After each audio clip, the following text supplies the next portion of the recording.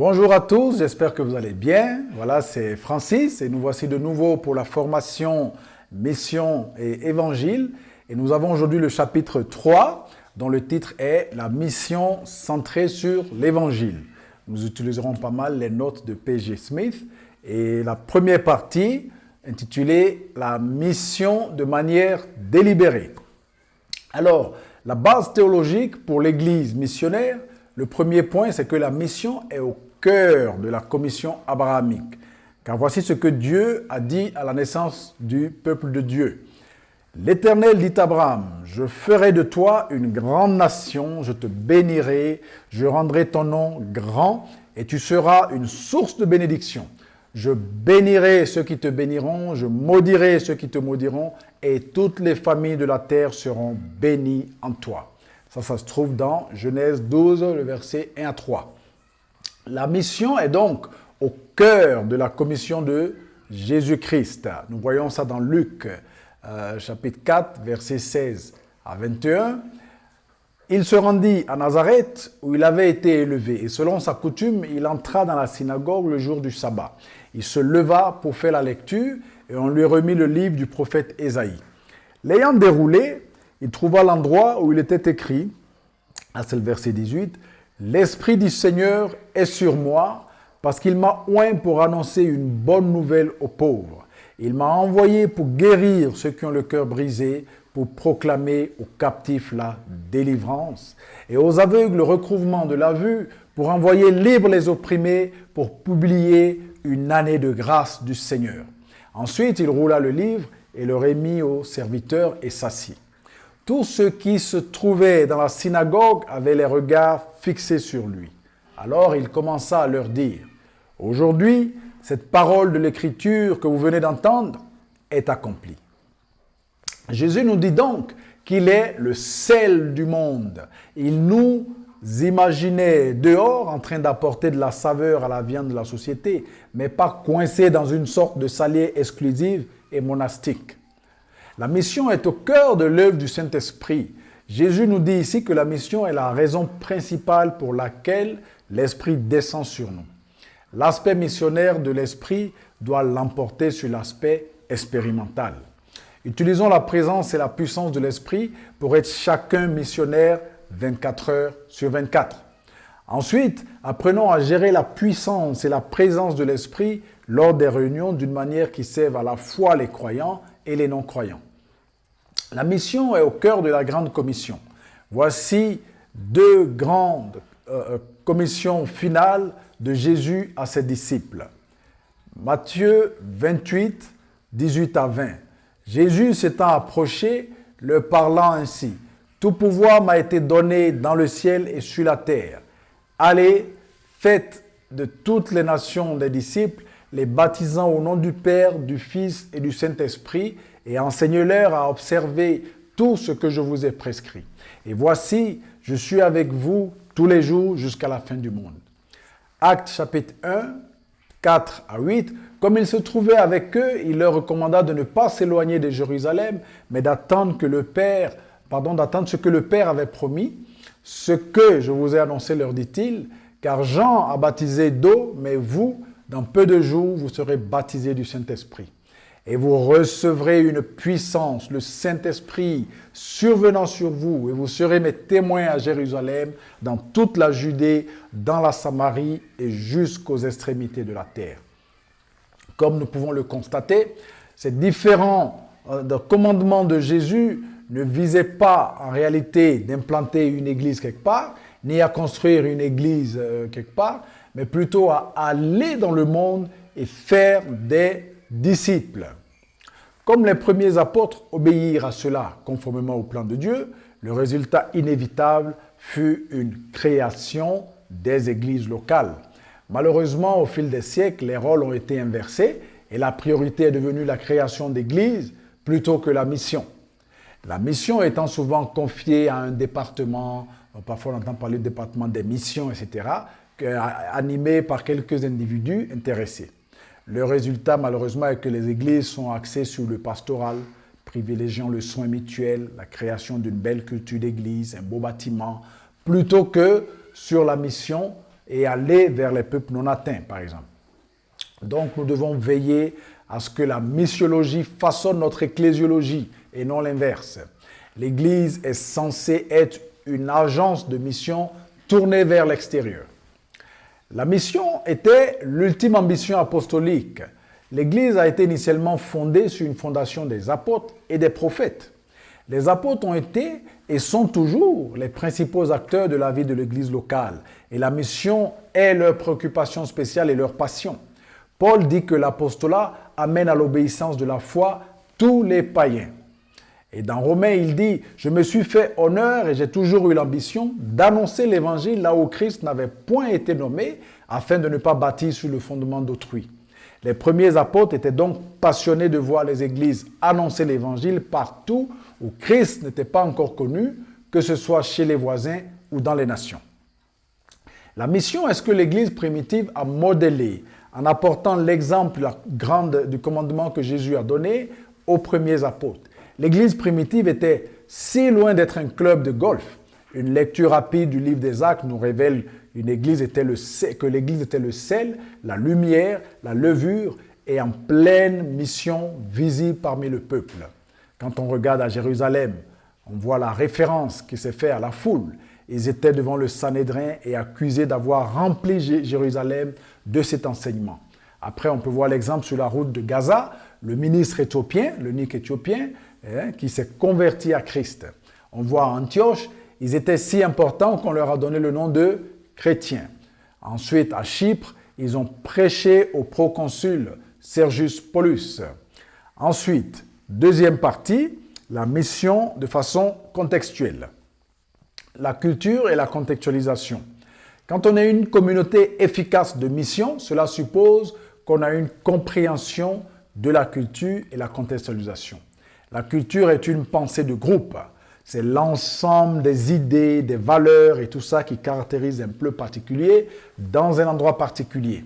Il peut s'agir de la culture d'un groupe de personnes au plan national ou d'une culture hémisphérique telle que la culture occidentale ou d'une culture plus spécifique telle que la culture des grandes villes.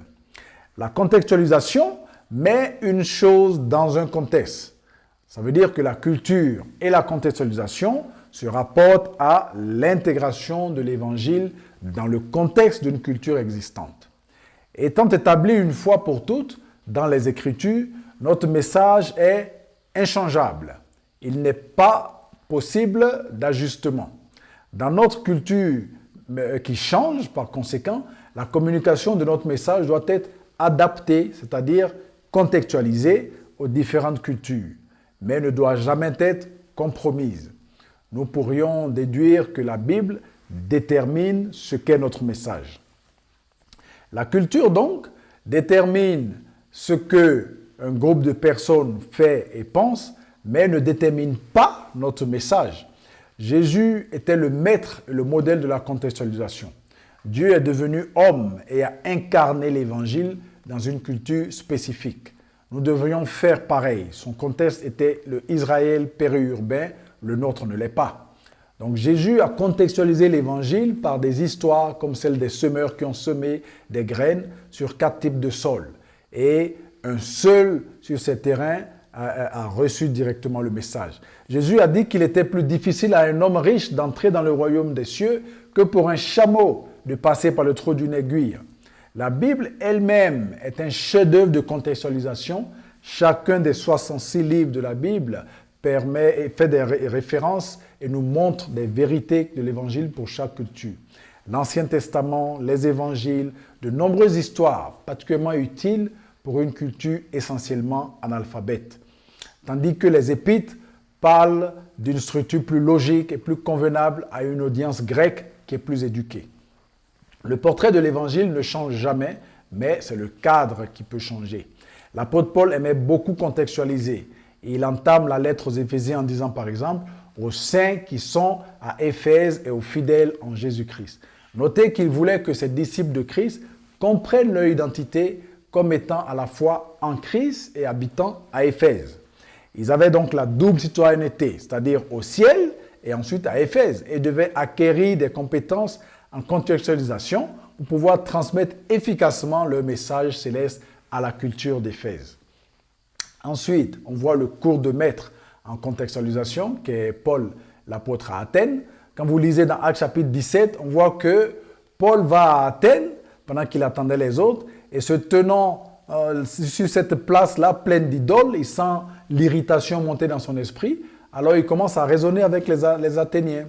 Et Paul se tient debout dans l'aréopage et leur dit « Hommes athéniens, je vous trouve à tous égards extrêmement religieux.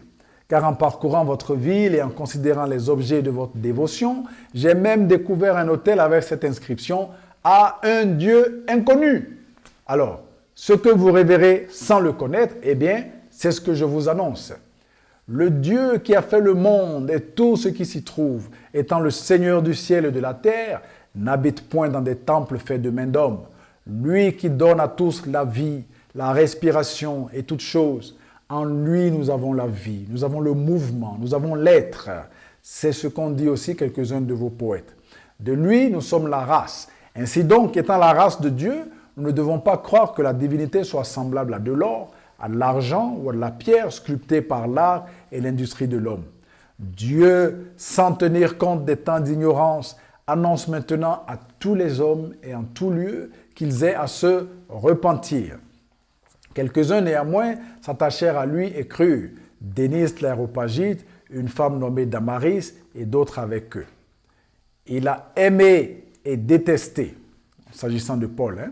Donc ça veut dire que Paul les aimait suffisamment pour être parmi eux, pour comprendre leur culture et essayer de les gagner, mais il a détesté le péché de la ville. Cela l'irritait dans son esprit.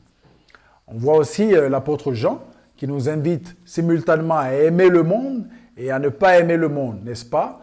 Il dit que ces hommes ne sont pas schizophrènes, mais plutôt ils comprennent correctement la tension missionnaire d'être parmi ceux que nous aimons et sans rentrer dans le péché que nous détestons, n'est-ce pas? On voit au point suivant qu'en étant, nous sommes envoyés dans le peuple où on est, mais pas envoyés dans leur péché. Jésus était très clair sur le fait qu'il nous envoie en mission dans le monde, mais que nous devions toujours savoir que nous ne sommes pas du monde. Ça, on le voit dans Jean. Et Paul a pratiqué ce principe en embrassant la culture avec sa tête, mais pas avec son cœur. Il est resté séparé, en étant pourtant parmi eux. Sa lettre aux Corinthiens est très utile sur ce point. On voit ça dans 1 Corinthiens 5, 9. « Je vous ai écrit dans ma lettre de ne pas avoir des relations avec les impudiques, non pas d'une manière absolue avec les impudiques de ce monde, mais avec les cupides, les ravisseurs, les idolâtres. Autrement, il vous faudrait sortir du monde. » Maintenant, ce que je vous ai écrit, c'est de ne pas avoir des relations avec quelqu'un qui, se nommant frère, est impudique ou cupide ou idolâtre ou outrageux ou ivrogne ou ravisseur et de ne même pas manger avec un tel homme. Donc on voit que Paul a contesté mais est resté connecté ou associé. L'ordre est important. Paul s'est d'abord connecté et ensuite il a contesté. Il les a mis au défi avec deux facettes de l'évangile, prêchant un seul vrai Dieu qui n'est pas impressionné par leurs œuvres et qui les appelle à la repentance. Vous voyez ça dans le verset 18. Mais avant cela, il s'est associé à eux en s'imprégnant de leur manière de penser et en trouvant un point de connexion naturelle, plaisant à partir duquel il a pu lancer le défi lié à l'évangile. Est-ce que c'est une déclaration ou une discussion? Si vous commencez par la déclaration, ça veut dire lancer un défi, vous constaterez que l'évangile peut être inaccessible et que les gens pourraient être bloqués, il y aura un problème de connexion.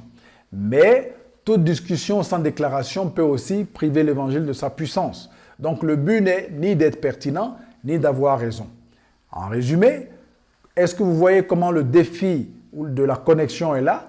Quand les gens se sont séparés, mais qu'ils ont essayé de masquer l'évangile, ou bien ils ont révélé le défi ensemble. Ensuite, il a défendu, donc on revient sur Paul, défendu et contextualisé. Paul a réussi à défendre le véritable évangile en se faisant tout à tous, afin d'en sauver quelques-uns. Mais notre culture est dynamique, ça veut dire qu'elle change. Et la communication de notre message doit être aussi adaptée, contextualisée. Et pour contextualiser, vous devez étudier la culture. Pour la défendre, vous devez aussi étudier la Bible.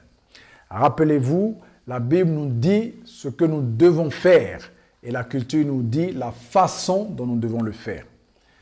Paul a étudié la culture. La majeure partie de ce qui a été dit avant a été dit comme un point d'élaboration de ces principes-là. Mais ici, nous examinons maintenant certaines des pratiques que Paul a adoptées à Athènes. Par exemple, premier point, il a regardé et il a appris. Paul dit que j'ai parcouru votre ville et j'ai considéré les objets de votre dévotion et après il s'est entretenu avec eux, n'est-ce pas? Donc on voit qu'il a eu des échanges, il a eu une discussion comme il le faisait dans d'autres contextes. Paul donc a recherché les points de connexion avant de faire ressortir les points de différence. Donc il commence par mettre une évidence de ce qu'ils ont en commun. Il lui dit « Salut les gars, on a beaucoup de choses en commun. Je vois que vous êtes des religieux aussi. Je vois que vous êtes des adorateurs. » C'est des bons points. Et ensuite, il répond aux questions que les gens se posaient. Parce que les Athéniens avaient des autels dédiés à plusieurs dieux, y compris un autel, même à un dieu inconnu. Donc, Paul s'est intelligemment basé sur ça pour leur annoncer l'évangile, comme une réponse à cette question qu'ils se posaient.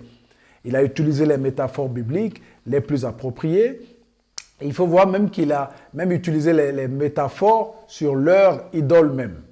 Et on voit bien que la ville était littéralement remplie d'idoles, mais par-dessus tout, c'était une métaphore brillante que Paul a utilisée pour leur montrer là où ils étaient coincés dans leur péché.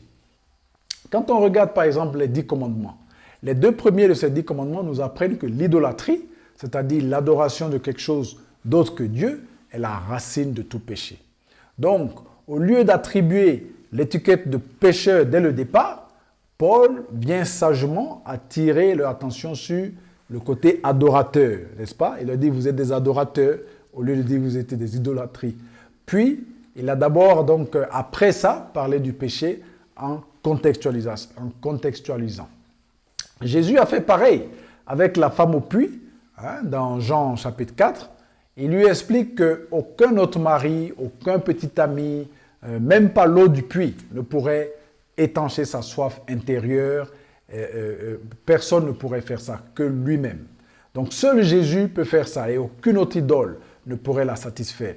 Peut-être vous adorez votre travail, peut-être vous adorez votre famille, votre argent, vos loisirs, etc. Mais ils vont toujours vous laisser dans l'insatisfaction. Le péché, c'est adorer tout ce qui nous laisse insatisfaits, tout ce qui n'est pas Dieu. La contextualisation, donc, ce n'est pas donner aux gens ce qu'ils veulent, mais c'est apporter les réponses de Dieu à leurs problèmes. Que les gens veulent ou qu'ils ne le veulent pas, ils ont des questions qu'ils se posent. Et ça se comprend. Donc, est-ce que nous pouvons apporter des réponses à ces questions-là? Ensuite, on voit que Paul a étudié la Bible. Sans la clarté et la conviction sur le message de l'Évangile, il serait facile de glisser dans le compromis. Donc, Paul était non seulement franc sur l'Évangile, mais il a aussi proclamé avec clarté et puissance. Et quand vous lisez Actes 17, 24, on voit que Paul était vraiment concis et clair sur le message de l'Évangile. Et voici la doctrine de Dieu. Il y a un seul et vrai Dieu. Versets 24 et 29, il est le Créateur, il est le Souverain. Il veut que les hommes viennent à lui et il s'est révélé à l'homme et a ouvert un chemin pour que l'homme vienne à lui au travers de Jésus-Christ. La doctrine de l'homme, c'est que l'homme a besoin de Dieu et non l'inverse. L'homme vient à Dieu par une repentance humble. On peut voir ça au verset 30. Et ceux qui ne se repentent pas seront jugés en ce grand jour.